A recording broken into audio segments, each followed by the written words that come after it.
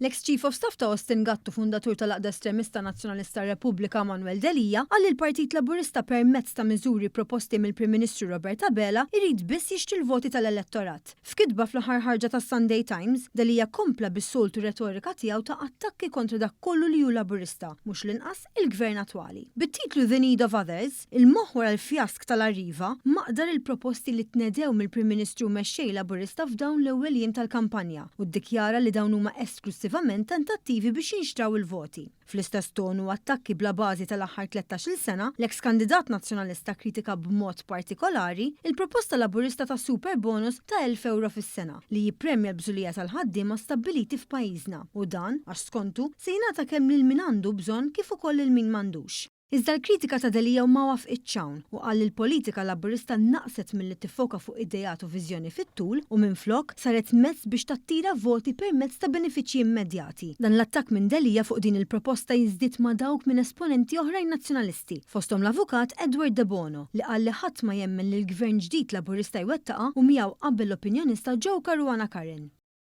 Di tista' titwemmen. Xi possibbli hawn Maltin li jemmnu li l-gvern sejtihom 1,000 euro super bonus. Meta ġennata. Sa dan it-tant fl-istess artiklu tiegħu fit-Times, Delija faħħar il-proposti li qed irressaq il-Partit Nazzjonalista bħala serji minkejja l-iżbalji li nstabu fil-kalkoli tagħhom u diġà ġew approvati li m'għandhom l-ebda kredibilità u qal li għall-inqas il-PN irnexxielu jqajjem diskussjoni dwar l-ippjanar tal-enerġija u tkabbir ekonomiku. Avolja gvern laburista diġà qed iwettaq l-akbar investimenti ambjentali u qed jirnexxielu jżomm l-aqwa tkabbir ekonomiku fl-Unjoni Ewropea, skont Delija qed ikun il-Partit Nazzjonalista li jqajjem it-tema favur il-ġid komuni.